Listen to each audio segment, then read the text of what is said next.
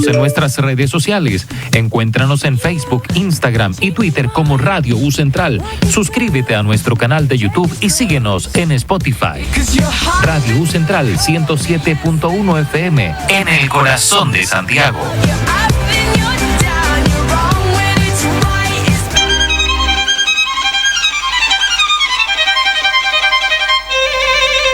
Radio U Central 107.1 FM y radio.ucentral.cl presenta Hablemos de Calidad, un programa dedicado a dar a conocer a la comunidad universitaria las decisiones, acciones y prácticas que persiguen la mejora continua en distintas dimensiones y el aseguramiento de la calidad. Conducen Jorge Ulloa Plaza y María Isabel Rojas.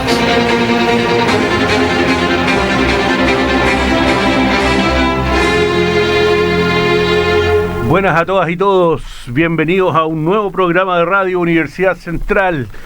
Esta instancia de todos los miércoles, Hablemos de Calidad, ustedes lo saben, siempre en el 107.1 y por radioucentral.cl, esto por internet. En ambos casos, desde el corazón de Santiago.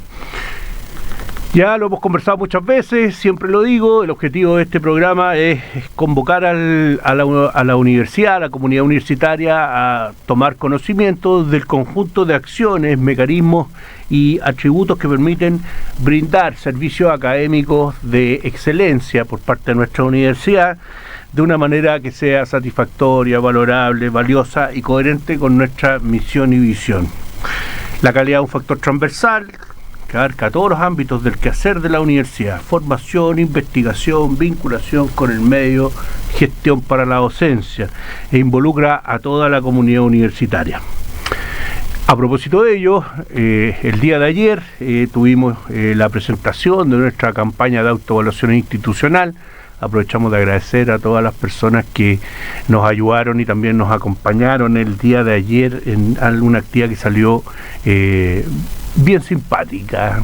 Tuvo una muy buena convocatoria, así que ahora falta poco ponerse a trabajar en lo que ayer presentamos. Así que tenemos un pequeño detalle. Pero bueno, hoy día estamos bien contentos de continuar este programa con...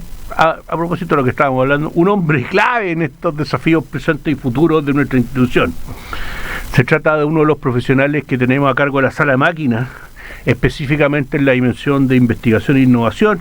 Nos referimos a nuestro director de investigación y doctorado, el doctor Felipe González. Don Felipe, buenos días en esta helada mañana. ¿Cómo está usted? ¿Todo bien? Buen día, Jorge. No, muy bien, todo muy bien. Qué bueno. Bueno, contarles antes de que nos pongamos a conversar con Felipe, los títulos nobiliarios de nuestro invitado. Don Felipe es doctor en Ciencias Sociales por el Max Planck Instituto de la Universidad de Colonia, es sociólogo de la Universidad Alberto Hurtado y además lidera el grupo Max Planck UCEN para el estudio de la economía y sociedad, además de, por supuesto, tener el liderazgo de la dirección del Instituto de Investigación y Doctorado.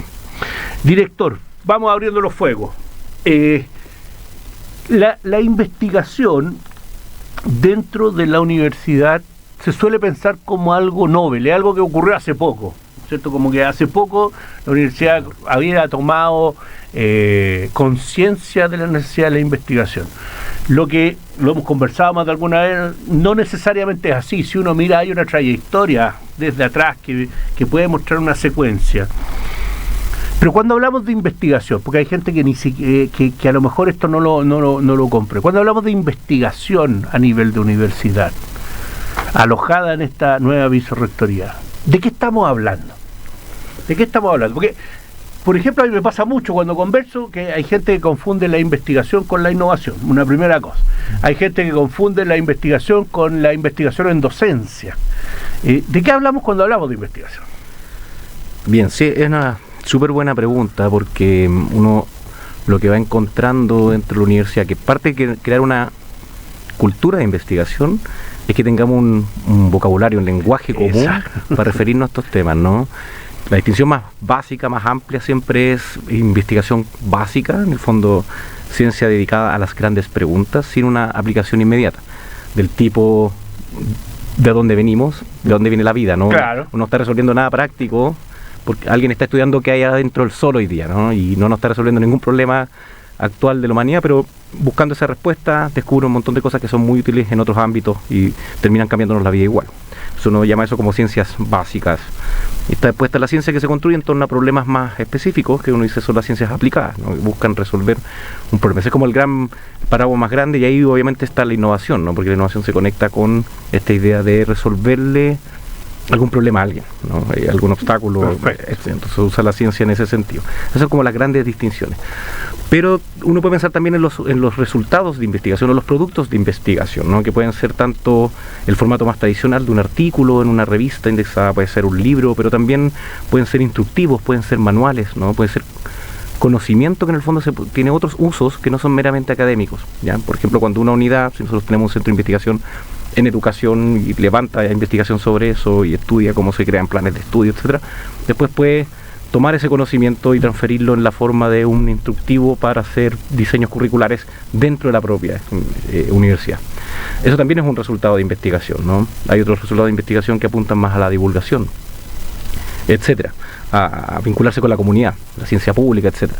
Entonces, hay un espectro bien amplio de resultados de investigación, y es súper bueno que todos vayamos como identificándolos, porque muchas veces profesor y profesora, docentes que no necesariamente tienen una dedicación a la investigación o no se conciben como tal en su quehacer, tienen resultados que uno puede ir diciendo son resultados de investigaciones, ¿no? Hay levantamiento, hay producción de conocimiento, hay innovación en distintos grados, etcétera. Entonces, y si uno mira la Universidad Central, lo que uno ve es que hay de las dos, ¿no? Hay una fuerte presencia de las ciencias básicas, y particularmente hay una tradición de ciencias sociales muy potente. Si uno mira como las bases de datos de las publicaciones, tú te das cuenta que el grueso viene de las ciencias sociales en la Universidad Central, pero eso no quita que no tengamos mucho avance ya en ciencias, por ejemplo, biomédicas, en temas de ingeniería de materiales, etcétera.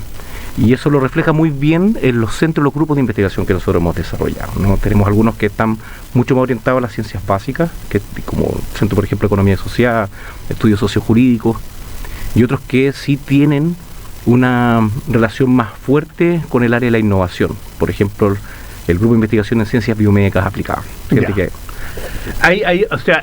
la universidad podemos estar tranquilos de que cubre un espectro de diversos modos de desplegarse la investigación. No es solamente la investigación en ciencias básicas. Exacto. O la investigación que termina en un artículo, que es como lo que generalmente uno tiene en la cabeza, así como el investigador que está pensando en el fondo ANIT y posteriormente en la retribución que significan los 2 o 3 artículos WOS o Scopus según corresponde. Exacto, o sea, bueno, ese siempre es el núcleo, ¿no? Porque tiene que ver con cómo se miden a los científicos en el sistema nacional, ¿no? Y eso siempre nos va a empujar a incentivos que hagan que en el fondo vamos a hablar de ciencia, ese es el piso, ¿no? Claro. Científico, ¿no? Habiendo proyectos de investigación con financiamiento competitivo, habiendo publicaciones en revistas que son de revisión de pares, ciegos, etcétera, con cierto estándar.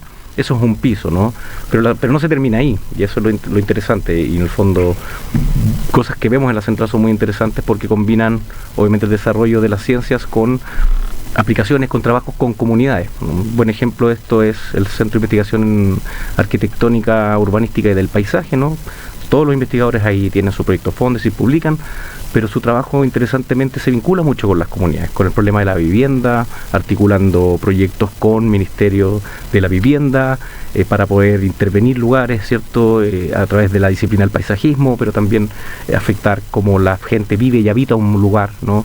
Y cómo una comunidad se desarrolla ahí. Entonces, es un súper buen ejemplo de cómo tú usas la ciencia. Obviamente hay un estándar científico que tienen todos ahí, pero la forma de hacer la ciencia es distinta. Perfecto. Una pregunta más macro, Felipe.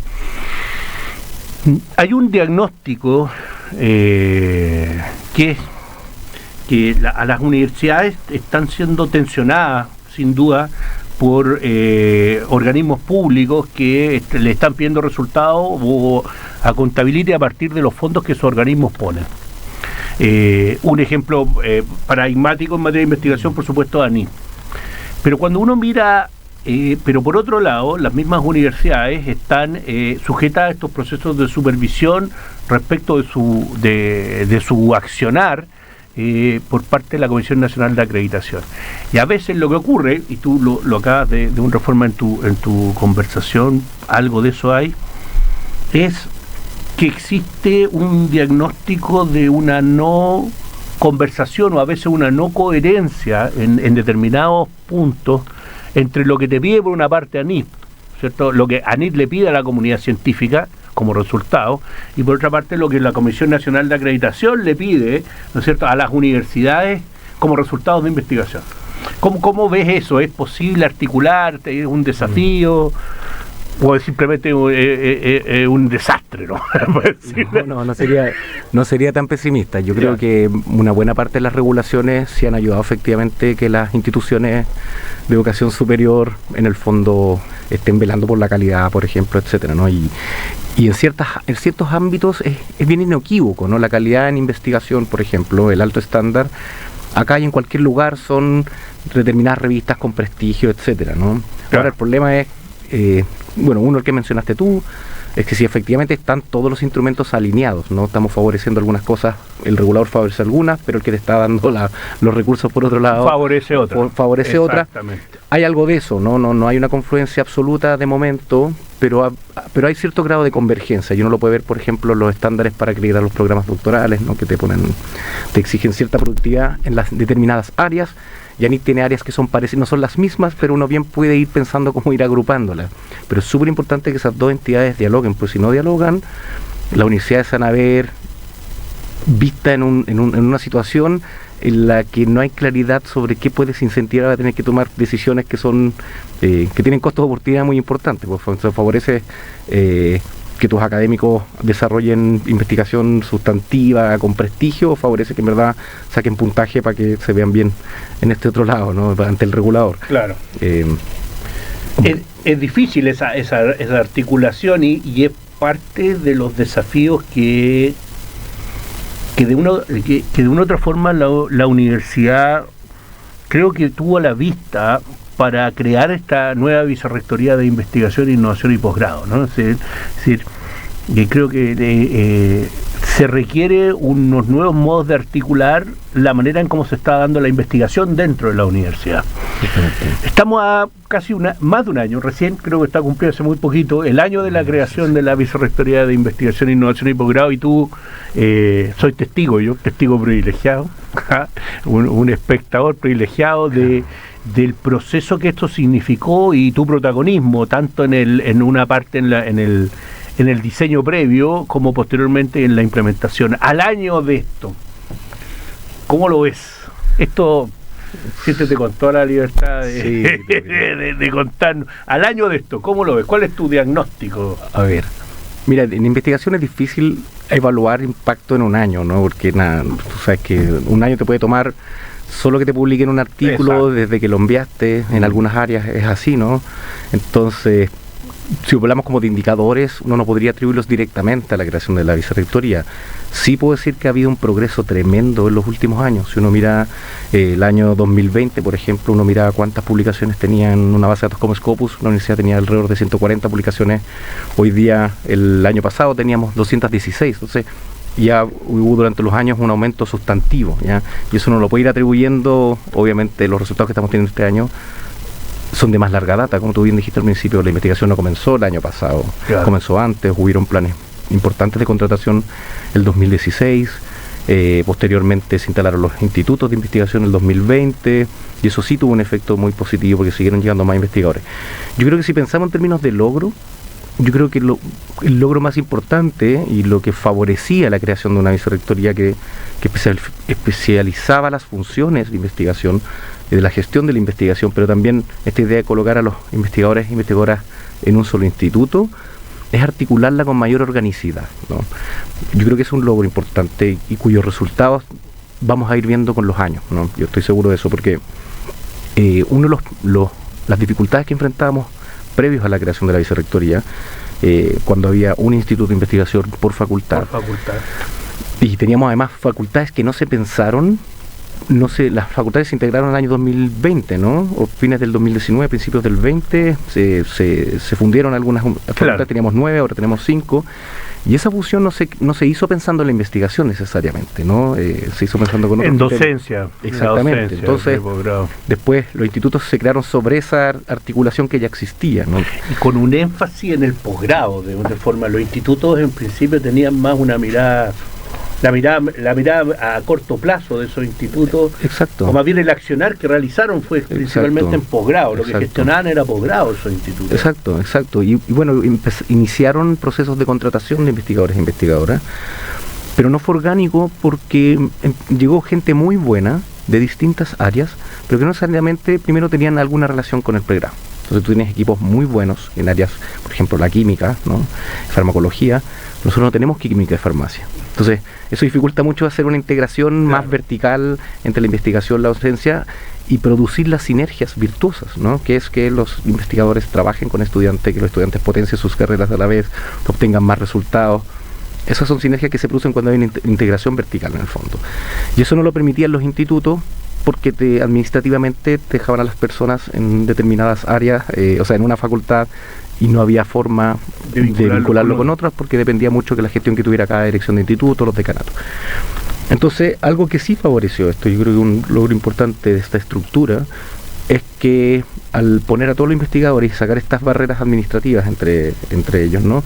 Pudimos rearticularlos, ya de manera que se pudieran organizar en torno a temas comunes y por tanto pudiéramos armar centros o grupos de investigación que pueden ser interdisciplinarios, gente proviniendo de distintas disciplinas, pero con un objeto, una agenda de trabajo común, ¿ya? Y eso fue lo que ocurrió. Entonces, si tú mirabas el año pasado y te preguntabas qué investigación hace la Universidad Central en el área de educación. Educación es un área que la universidad tiene una tradición importante, ¿no? Tiene una facultad de educación, tiene muchas pedagogías, etcétera. Y el año pasado habían 2 investigadores contratados en el área de investigación. Entonces, bueno, acá no hay un centro, ni siquiera hay un grupo que hay 2 personas recién, pero claro, si tú hay 2 pericos, ¿no? Exacto. Pero si tú mirabas, como empezamos a mirar con dónde tienen los proyectos, en qué grupos de ANIT tienen proyectos nuestros investigadores, te das cuenta que en la Facultad de Medicina hay 3 personas que tienen proyectos en el área de educación, después que en la otra facultad de FEGOC hay personas que tienen proyectos en el área de educación. Entonces nosotros lo que hicimos fue juntar a estas personas y decir, oye, ustedes conózcanse porque vienen de áreas están hablando lo mismo. Exacto, hay desde gente que tenían doctorados en psicología, doctorados en educación, doctorados en comunicación, etcétera, en gestión empresarial, todos estudiando temas de educación. Entonces nosotros lo que hicimos fue juntar a esas personas creamos a partir de ahí un centro. Entonces hoy día tenemos un centro de investigación en educación de calidad para la equidad que no existía antes, ¿no? Y esto es lo que favorece un desarrollo orgánico de la investigación. ¿Qué quiero decir yo con esto? Que en el fondo sean las propias actividades de los miembros de esa comunidad que vayan produciendo, que se generen oportunidades para el crecimiento y desarrollo, ¿no? Que se articulen, que puedan hacer proyectos en conjunto, que tengan más redes, que cada uno aporte su propia red, que tengan cada vez más invitados, que se visualicen, que hagan fuerza, que puedan constituir un claustro para eventualmente crear un doctorado más adelante, etcétera.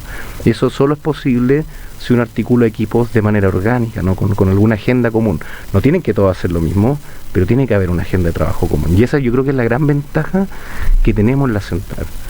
Porque no somos tan grandes como para hiperespecializarnos, ¿no? No podemos tener un departamento de ciencia política con 12 investigadores en ciencia política, porque nunca vamos a lograr ese nivel de desarrollo, porque no somos tan grandes como la Universidad de Chile, por ejemplo. Pero nuestro tamaño, que es mediano, sí nos permite articular gente de distintas disciplinas y hacer algo súper novedoso, que son centros interdisciplinarios. Bueno, vamos a entrar a los centros en particular ahora, pero antes nos vamos a ir con una pequeña pausa musical. Este es un pedido de nuestro director. Suavecito nos vamos. Relajado. Con la primera, relajadito para la mañana, para calentar la mañana. Ira, de la banda Taladro.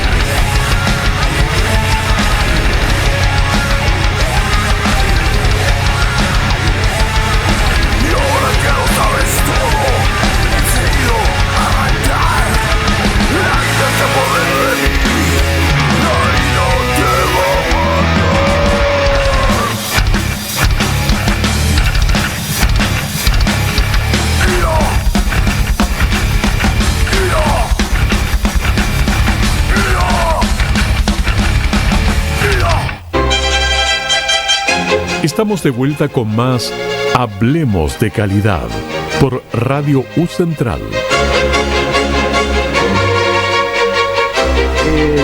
Patrocina, pone música de rock duro chileno. Buenas, estamos de vuelta ya, estábamos comentando esta música, comentarles que la banda Taladro es tiene por guitarrista a nuestro director con quien estamos hoy día, así que todos los interesados pueden seguirlo en Spotify, en los distintos temas y canciones que vamos escuchando. Oye, Felipe, mira, entramos en este tema de los centros, pero antes yo te quería poner un paraguas de esto, que es lo interdisciplinar. Tú dijiste, mira, la universidad tiene esta particularidad que como no es tan grande, le permite hacer esto, construir estas orgánicas, pero además el hecho de que no sea tan grande le permite ser más dinámica quizás, ¿no? En el modo en cómo va produciendo investigación. Los centros tienen esa mirada, se busca esta interdisciplina que está, comillas, tan en boga hoy en día.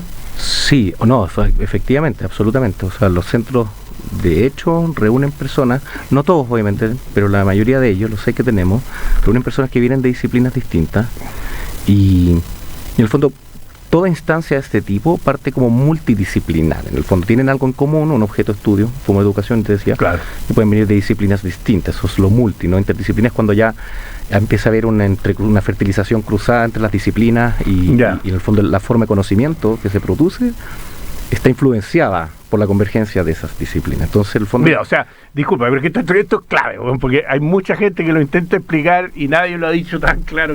Multidisciplinar sería un objeto común, una mirada desde distintas disciplinas. Exacto. Pero cada una trabaja con sus marcos teóricos, con su metodología, con sus formas de trabajar, de escribir, de producir conocimiento, etcétera, ¿no? Pero interdisciplinar es cuando respecto a ese mismo objeto de estudio ya se empiezan a producir estas transacciones, ¿no? Estas transferencias de saberes entre unas y otras disciplinas. Exacto, y eso, tal cual.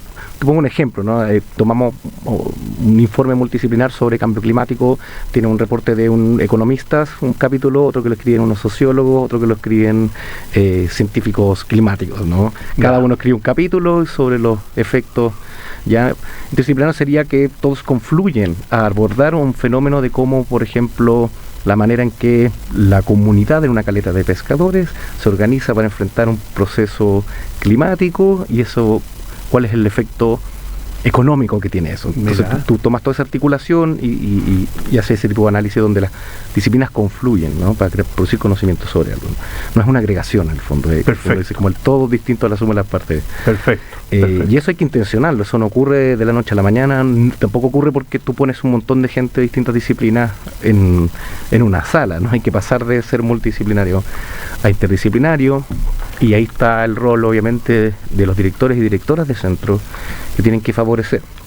Una manera de favorecer estas cosas es creando instancias, ¿no? Creando instancias colaborativas donde se presenten, hagan seminarios donde las personas presenten su investigación y dado que tienen algún interés común en un tema, tú te hallas en la situación en que al tema que tú mirabas de una perspectiva empiezas a recibir comentarios de otra disciplina que también le interesa. Te doy un ejemplo. En el SOC, por ejemplo, se estudia el fenómeno de la desigualdad, es importante. Entonces llega un sociólogo que estudia el problema de las clases sociales y cómo las clases sociales tienen distintas ventajas y oportunidades que vienen heredadas y cómo las aprovechan en su favor, etcétera. También si tienes sentado alguien que es economista, te empieza a hacer comentarios sobre cómo tu investigación podría también verse beneficiada por esta otra manera de medir la desigualdad, ¿no? Pero lo importante es que eso es posible porque el tema es la desigualdad, ¿no? Y no está definido la agenda de trabajo en torno a agendas disciplinares, sino que hay agendas temáticas que son más transversales. Entonces, perfecto. O sea, ese es podemos decir, es como el bonus track que podría la universidad ofrecer en términos de su diseño en materia de investigación. Ahora, en la práctica hoy en día tú, no sé si lo dijiste, son 8 los centros que tenemos actualmente. Son 6 los centros. 6 los centros. ¿De qué son esos centros? A ver, cuéntanos más o menos en qué estamos. Mira, tenemos en primer lugar un centro de investigaciones sociojurídicas, criminalísticas y éticas, que es algo bien interesante. Nosotros teníamos un instituto anclado antes en la Facultad de Derecho, muy disciplinar, ¿no? La Facultad de Derecho tiene el pregrado en Derecho, tiene los magísteres en Derecho y tiene un doctorado en Derecho. Claro. Es súper disciplinar. Entonces, pero hay varias personas que también abordan temas que son sociojurídicos, ¿no? Cuando alguien se está preguntando por la criminalidad. Claro. ¿No? Están los criminólogos allá. Los criminólogos, exacto. Claro. No es un tema de derecho penal solamente, es un tema social.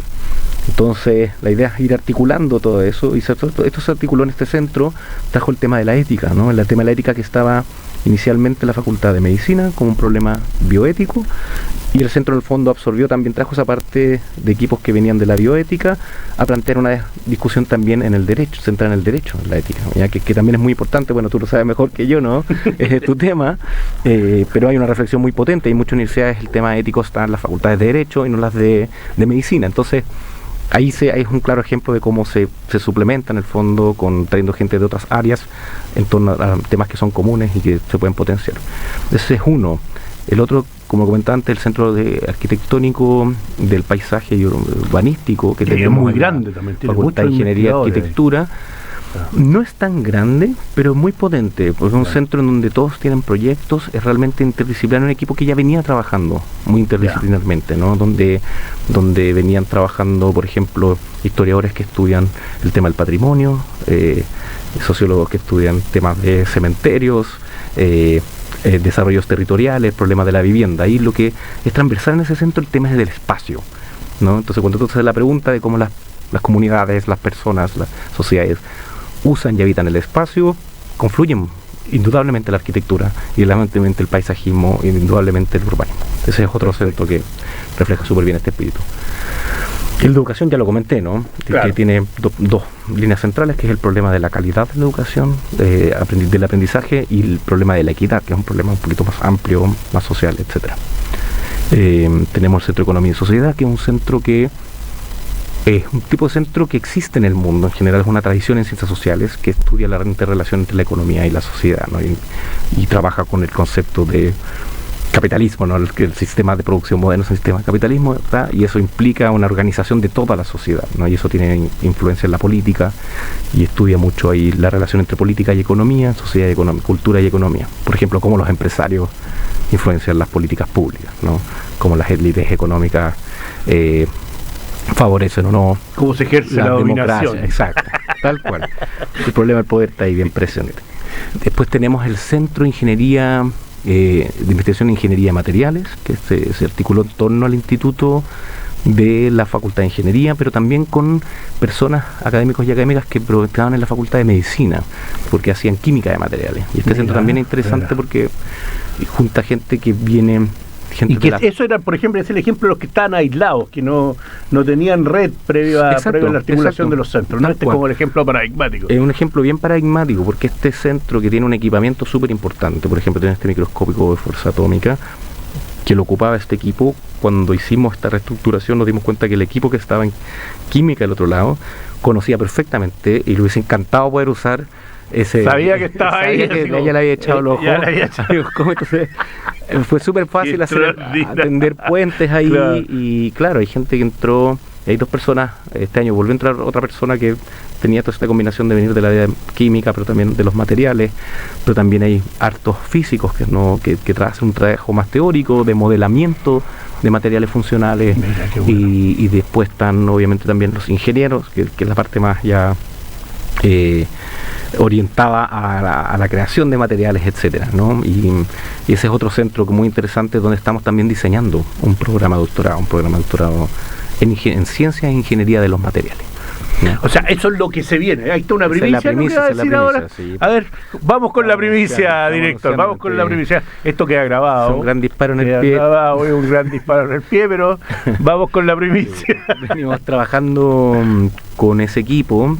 CIMAT es el centro, un centro de investigación en ingeniería de materiales, con el equipo de CIMAT, que es un equipo que tiene 20 académicos y académicas, un claustro bien potente, en un programa de doctorado que se centra en la ingeniería, la ciencia de ingeniería de materiales, con dos líneas esencialmente, una de modelamiento de materiales funcionales, que tiene que ver con el desarrollo de modelos matemáticos, pero también usar computadores. Sabes que tenemos una red tenemos supercomputadores en la Universidad Central que nos adjudicamos. Mira, eso es otra cosa que la gente no tiene idea. Este famoso microscopio, ahora un computador. Exacto. También hay un tremendo telescopio en Coquimbo, le aprovechamos de avisar. Exacto, también. Exacto, entonces esa es una línea y la otra es la ingeniería de materiales. Entonces, este podría ser el...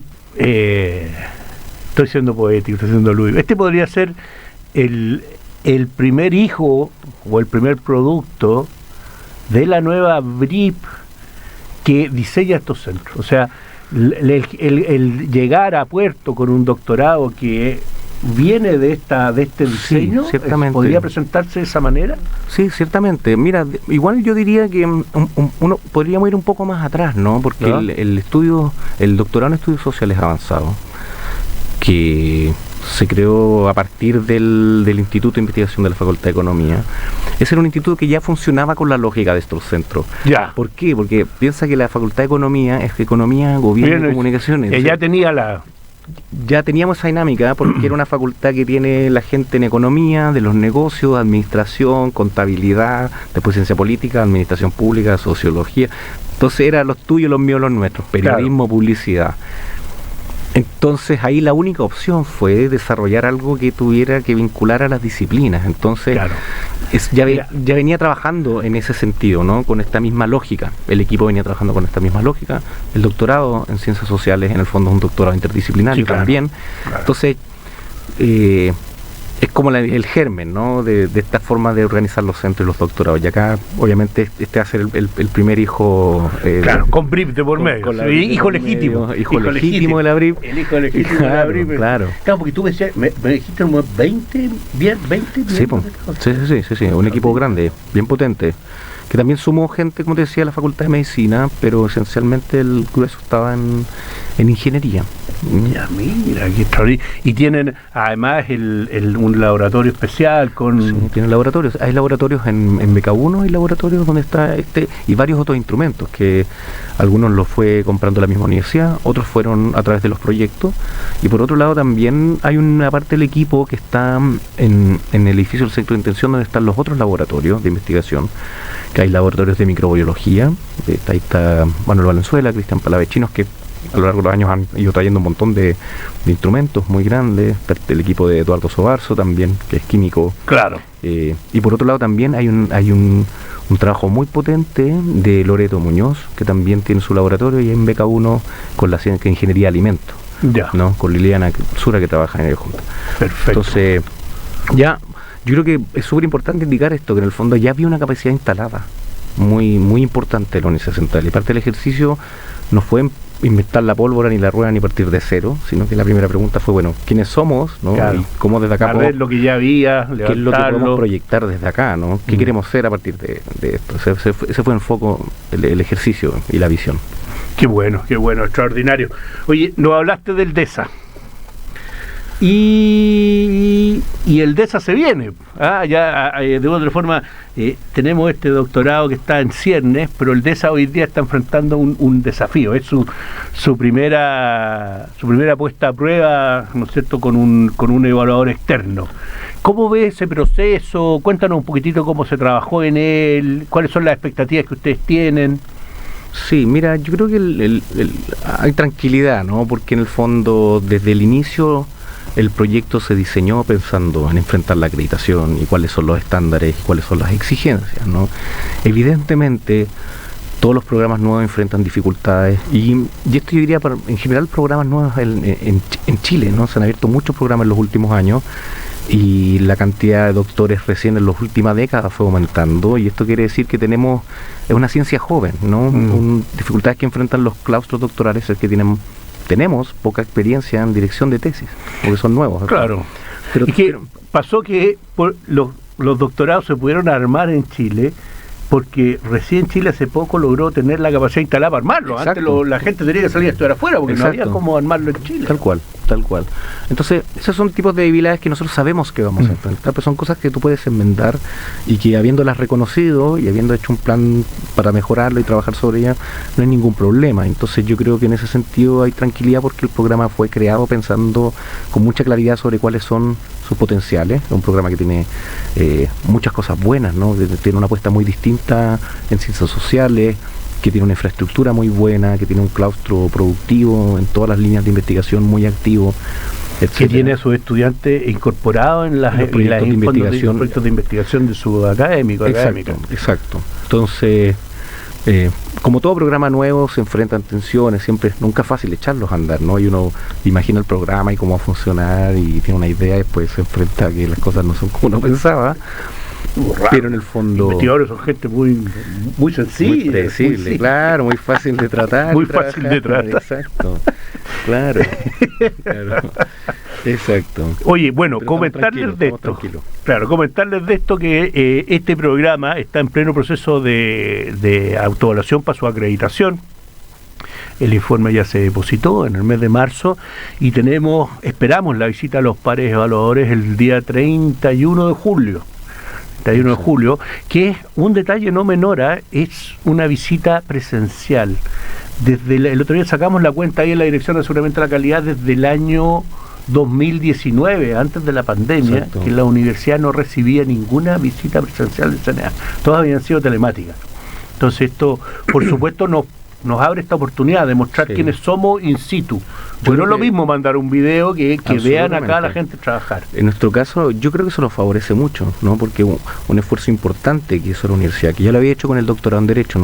¿Te recuerdas que cuando estábamos creando este doctorado yo vine a preguntarte, oye, Jorge, ¿cómo armaron el doctorado y cuál es el estándar? Y tú me mostraste la sala, yo quedé súper sorprendido del estándar, ¿no? Y este doctorado se creó con el mismo estándar. Los estudiantes tienen una sala, un cowork para trabajar muy bueno, tienen buenas salas de clase, tienen computadores, tienen sus pizarras, tienen acceso. Entonces, para nosotros que los pares vengan presencialmente y podamos realmente mostrarles en qué condiciones están trabajando nuestros jóvenes investigadores, es súper bueno. Qué bueno. Bueno, esperamos ansiosos y esperanzados. Exacto. Oye, nos vamos a nuestro segundo corte musical, en el mismo estilo, pero esta vez con un clásico, Rata Majata, de Sepultura.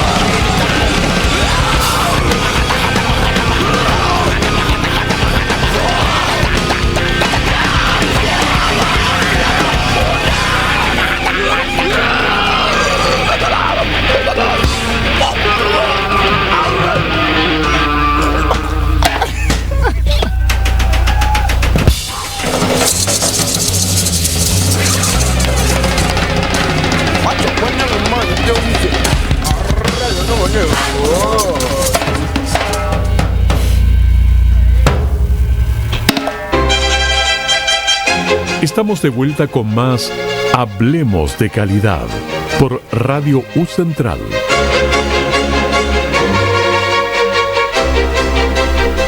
Bueno, estamos de vuelta en nuestro tercer y último bloque. Nos queda muy poquito tiempo, Felipe, pero bueno, esto quizás es un llanto común. Es un llanto común. Y que hizo relación con, vamos a cambiar de tema, ¿no? Nuestro trabajo en la gestión es un trabajo muy agotador, que lleva muchas horas. Hay que mover mucha inercia a veces dentro de las universidades para que empiecen a dar los resultados, y uno es un cooperador para que otros obtengan resultados, para accionar de otros. Y a veces se acuerda que alguna vez escribió o que algún contacto te llama, qué sé yo, desde el extranjero, y te dice, oye, no querís, tenemos un capítulo de libro que podías escribir, si querís, tenés tiempo, podríais viajar, venir a vernos, hay un seminario. ¿En qué está el doctor González? ¿Quién es Gallo? Yo no lo conozco. Era un tipo que trabajaba en Fegoca hace unos años atrás. Yo me acuerdo de él. Muy joven, muy dinámico. ¿En qué está el doctor González? El doctor González, no, está en cuerpo y alma dedicado aquí entregado completamente al instituto. Pero sí, quedan cositas todavía. ¿Ya? De hecho, estoy al debe con algunos artículos que me quedaron en revisión del año pasado.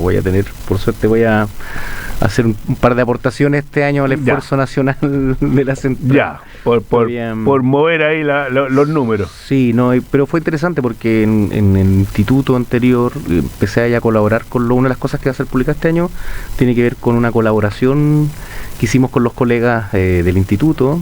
Por suerte puse, porque ya cero opción de escribir solo, ¿no? Entonces posible, me sumo a proyectos o armamos algunos proyectos que tenemos ahí con colegas. Yo en particular vamos a publicar un artículo que me entretuve mucho escribiendo con unos colegas sobre cómo la estructura de clase social de tu red determina en el fondo el endeudamiento de las personas. Entonces, juntarte con gente de tu misma clase, distintas clases, cómo determina tus pautas de consumo.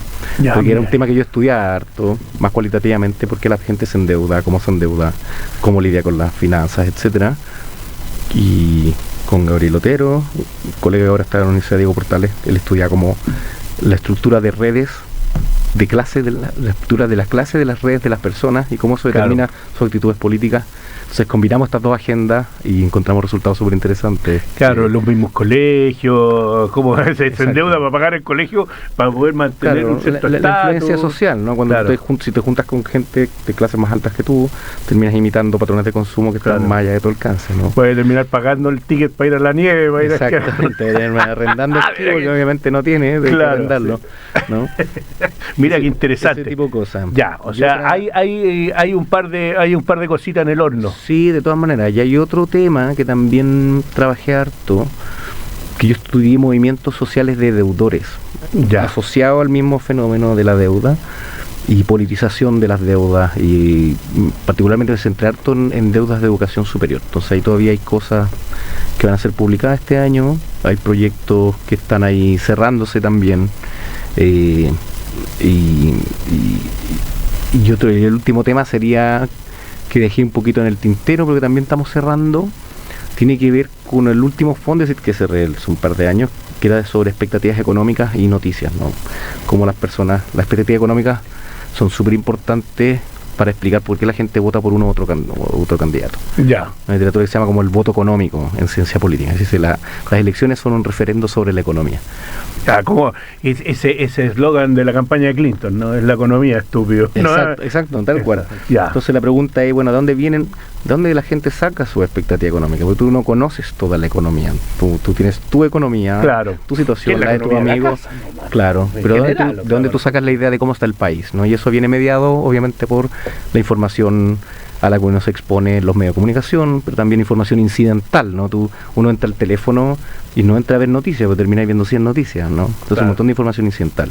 Y la relación de si es que efectivamente cómo los medios afectan tu percepción de la expectativa económica y si esa percepción tiene realmente que ver con la economía real. Entonces nosotros encontramos estas brechas que primero encontramos que hay un sesgo negativo en las noticias. La mala economía produce muchas noticias económicas, la buena economía no produce ninguna noticia económica. Claro. Nadie se preocupa, si funciona bien, no. Exactamente. Y por otro lado, que efectivamente, dependiendo del ciclo político, los medios de comunicación representan las malas noticias más aún, y eso afecta las expectativas que tienen las personas sobre la economía. Mirá, qué interesante, o sea, la mano invisible. La mano invisible. La mano invisible, pero en toda su dimensión, no solo regulando el mercado, ¿no?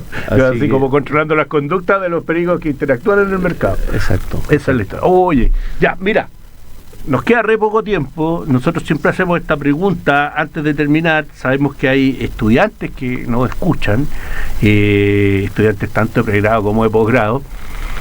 Entonces, tú hiciste tu doctorado en Colonia, en Alemania, y la pregunta que hacemos es muy friki. Si un estudiante de acá de la Universidad Central o una chica de la Universidad Central va y dice, profesor, usted estudió en Colonia, yo me quiero ir a Colonia, la pregunta es, ¿qué le dirías que tiene que conocer de Colonia necesariamente, y qué le recomendarías que comieras en Colonia?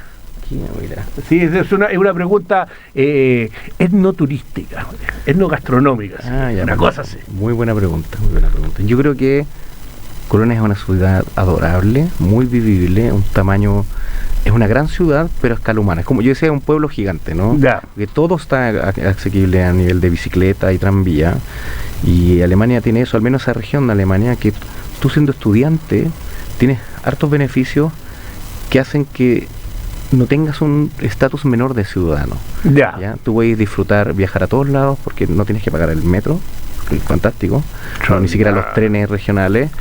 Entonces tú te puedes mover libremente, hay lugares para estudiantes, tú puedes tener gustos como, no sé, te gustaría escuchar jazz. Hay lugares que no son de precio, te cuesta una cerveza de 2.000 pesos, ¿cachai? Yeah. Entonces es muy vivible la ciudad para un estudiante. Y no es la ciudad más linda de Europa, básicamente porque fue completamente destruida, pero la dinámica que tiene, como la distribución del espacio, favorece mucho la interacción. Es una ciudad donde la gente se conoce en la calle, que eso es muy raro en Alemania, es muy único, ¿no? Como se dice que es la ciudad latina de Alemania. Mira, qué interesante. Entonces, y Colonia es el epicentro del carnaval, ¿no? Tú sabes, el carnaval que se celebra antes de la Cuaresma, en todo lo, esta fiesta profana. En pleno invierno. En pleno invierno allá. Claro. Pero es apoteósico, se detiene toda la ciudad. No hay un solo ser humano que no esté disfrazado ese día. Esos 5 días, no hay ni uno, así. Niño, adulto, el alcalde, nadie, se lo toma muy en serio y es muy fascinante. Claro, una tradición cultural. Sí, es muy no es como el de Río, ¿no? Claro, pero, es que otra cosa. Son distintos, claro. pero no diría que es menos apoteósico. Claro, ¿no? Claro. No diría. Entonces, esa sería una gran recomendación. Y mira, yo no como carne, pero sé que allá lo que se come schnitzel, que se llama, y como una escalopa gigante, pero es del porte del plato, ¿cachai? Ya. Entonces, y abajo viene con papa. Entonces, si tú te logras comer el schnitzel, te regalan una cerveza. Es un buen incentivo. Es un buen incentivo. Una cerveza alemana. Pero bueno, claro. Es muy temprano y mi rector académico nos va a tirar las mechas por estar incentivando el alcohol a esta altura de la mañana. Oye, Felipe, te quiero agradecer la visita, te quiero agradecer la conversación. Por supuesto, vamos a seguir reuniéndonos, vamos a ir viendo cómo esto va avanzando. Los desafíos son súper grandes, pero es muy bueno que la gente vaya conociendo qué es lo que se hace, qué es lo que se está haciendo. Así que muchas gracias. Gracias. Los dejamos invitados para nuestro nuevo programa. Próximo miércoles a la misma hora, ustedes ya lo saben, ¿no es cierto? 10 a.m. Nos vamos con algo un poquitito más suavecito para vuestros oídos, pero que no deja de tener ese perfil. Un clásico de Black Sabbath, Planet Caravan, pero esta vez en la versión cover de Pantera. Buenos días desde el corazón de Santiago.